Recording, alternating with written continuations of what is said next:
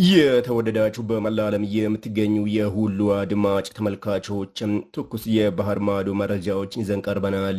ሁላችሁም ላይክና ሰብስክራይብ በማድረግ ማድመጥ ጀምሩ። ዋና ዋናዎቹ በቅድሚያ ሩሲያ በአንድ ጀንበር 3 መንደሮችን በመቆጣጠርና ፖክሮቭስክን በመክበብ የድል ግስጋሴውን ቀጥላለች። የሞስኮ ሚዲያዎች በአሰራጩ ዘገባ መሰረት የሩሲያ ኃይሎች በሁሉም የጦርነት ግንባር ወደፊት እየገፉ ነው። የሩሲያ ጦር እንዳስታወቀው በዩክሬን ዶኔትስክ ክልል ውስጥ 2 መንደሮችን ተቆጣጥረዋል። ፑቲን ከኔቶ ጋር ለሚኖረው ውጊያ 35,000 ወታደሮችን በ10 ዓመታት ከፍተኛውን የበልግ ወታደር ግዳጅ አዘዋል ሲል አርቲ ዘግቧል።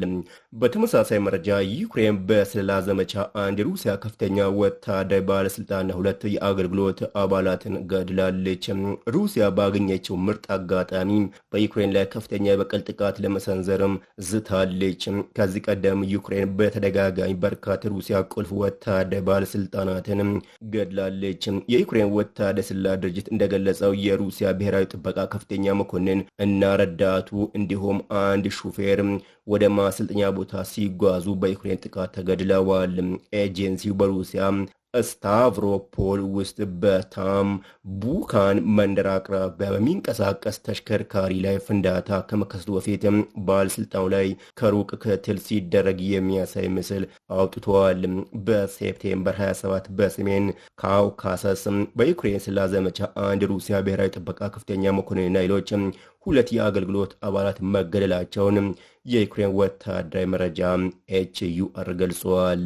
በሌላ በኩል ሩሲያ በዩክሬን ላይ የምታደርገውን ጦርነት ለአውሮፓ የነጻነት ጦርነት ነው ሲሉ የጀርመን ቻንስለር ገልጸዋል።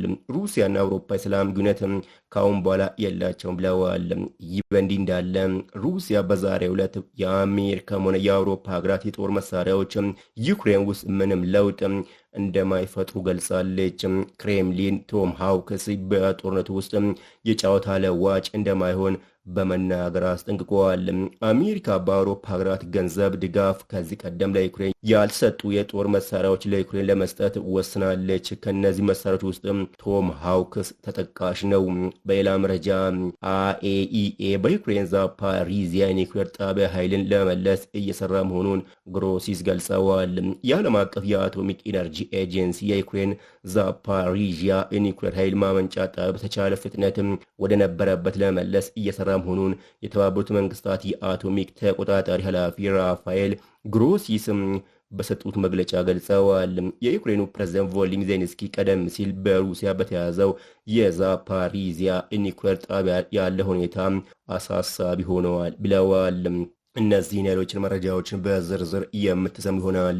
ትራምፕ በሩሲያው ፕሬዝደንት ፑቲን ግትርነት በጣም ቀር ተሰኝተዋል እና ለሰላም ንግግሮች ከዜሌንስኪ ጋር በአስቸኳይ እንዲገናኝም አሳስበዋል። ይህ ካልሆነ የአሜሪካ ዝምታ እንደሚያበቃ ቃል ገብተዋል። ቭላዲሚር ፑቲን በዩክሬን ውስጥ ያለው ጦርነት አጠናክረው በቀጠሉበት በአሁኑ ወቅት ትራምፕ በጣም ቀር ተሰኝቻለሁ ብለዋል። የአሜሪካው ፕሬዝደንት ከ800 በላይ ለሚሆኑ የጦር ጀነራሎች ባደረጉት ንግግር ሰላም የማስፈን ችሎታቸውንም በጉራ ተናግረዋል። የአሜሪካ ፕሬዝደንት አክለውም ፑቲንና የዩክሬን መሪ ዜሌንስኪ የሩሲያን ጦርነት በዩክሬን ውስጥ ለመፍታት መሰብሰብ አለባቸው ብለዋል። የተሰማው የሩሲያው ፕሬዝደንት ከ18 እስከ 30 ዓመት ባለው የዕድሜ ክልል ውስጥ የሚገኙ 135,000 ሩሲያውያን ወደ ውትድርና እንዲገቡ ማዛቸውን ተከትሎ ነው። የፑቲን ትልቁን የግዳጅ ምልመላ እቅዳቸውን ወደ 10 ዓመታት በሚጠጋ ጊዜ ውስጥ ይፋ አድርገዋል። በ2016 152,000 ወታደሮች ተመዝግበው እንደነበረም አልጄዚራ ዘግቧል። ሰሞኑን የኔቶ ሀገራት የአየር ክልላቸው በሩሲያ መጣሱን ተከትሎ ማንቂያ ደውል አሰምተዋል። ዴንማርክ በሳምንት በሲቪል ሰው አልባ አውሮፕላኖች ላይ እገዳ እንዲጣል ትዕዛዝ አስተላልፋለች። በሳምንቱ መጨረሻ ከየት እንደመጡ ያልታወቁ ሰው አልባ አውሮፕላኖች በወታደር ጣቢያዎች አቅራቢያ ታይተዋል። ማክሰኞ ዜሌንስኪ ዩክሬን የሩሲያ ሰው አልባ አውሮፕላኖችን በመዋጋት ረገድ ያላትን እውቀት ለአውሮፓ ሀገራት እንደምታካፍል ገልጸዋል። ለጋራ ልምዶች ልዑክ ወደ ዴንማርክ እንደምትልክ ገልጸዋል። የኛ ወታደር በዴንማርክ ውስጥ የዩክሬን ልምድን በድሮን መከላከያ ላይ ለማካፈል ተልዕኮ መሰማራት ጀምሯል ሲሉ ዜሌንስኪ ገልጸዋል። የአውሮፓ መከላከያ ሚኒስትሮች የአውሮፓን የአየር ክልል የሚጥሱ ድሮንና አውሮፕላኖችን በተሻለ መልኩ ለመለየት ለመከታተልና ለመጥለፍ ከሩሲያና ዩክሬን ጋር ባላቸው ድንበሮች ላይ የሰው አልባ አውሮፕላን ግድግዳ ለመገንባት ባለፈው ሳምንትም ተስማምተዋል። በሌላ መረጃ ዜሌንስኪ ሩሲያን በኒውክሌር ኃይል ማመንጫ ጣቢያ ላይ ያደረሰችውን ድንገተኛ አደጋ አውግዘዋል። ዜሌንስኪ ሩሲያ የኒውክሌር ኃይል ማመንጫ ጣቢያን ለማጥቃት የወሰደችውን ውሳኔ ለሁሉም ሰው ስጋት በማለትም አውግዘዋል። የዩክሬኑ ፕሬዝደንት በኤክስ ላይ ባሰፈረው ልጥፍ በዓለም ላይ የትኛውም አሸባሪ በኒውክሌር ጣቢያ ላይ ሩሲያ እያደረገች ያለውን ነገር ለማድረግ እየደፈረ የለም ብለዋል። ይህ ከሆነ አሁን 7ኛው ቀን ነው። ከዚህ በፊት ሆኖ የማያውቅ ነገር ነው የሆነው። በዛፓሪዚያ የኒውክሌር ማመንጫ ጣቢያ የአደጋ ሁኔታ ተፈጥሯል ብለዋል።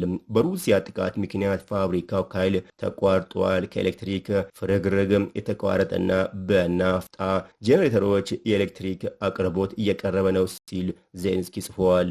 ይህ በጣም ያልተለመደ ነው። ጄኔሬተሮች እና ፋብሪካው ለዚህ የተዘጋጁ አይደሉም።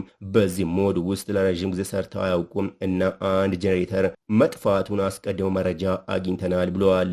በፋብሪካው ላይ የኤሌክትሪክ መስመሮችን ለመጠገን እና መሰረታዊ ደህንነትን ወደነበረበት ለመመለስ እንቅፋት እየሆነ ያለው የሩሲያ ጥቃት ነው ሲልም ዜሌንስኪ ገልጸዋል።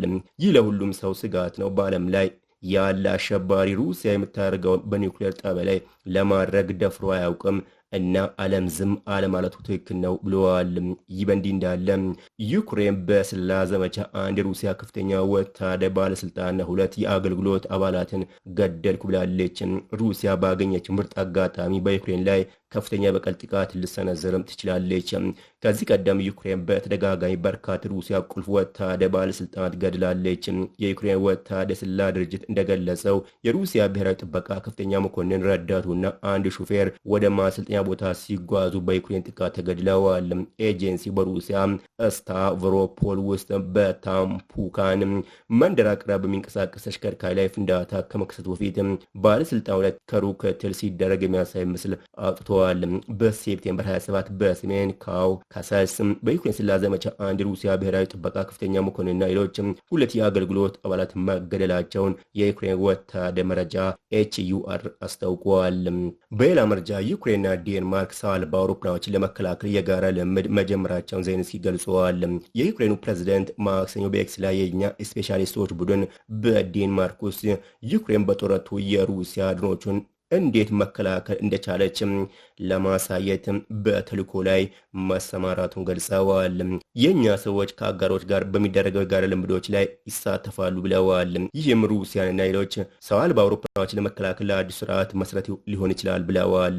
ባለው ሳምንት በዴንማርክ አየር ማረፊያ ውስጥ ያልታወቀ ሰው አልባ አውሮፕላን እንቅስቃሴ መታየቱን ተከትሎ በኔቶና ሩሲያ መካከል ከባድ ውጥረት ተፈጥሯል። ሩሲያ ሰው አልባ አውሮፕላኖቿ ወደ አውሮፓ አየር ክልል አልገቡም ስትል አስተባብላለች።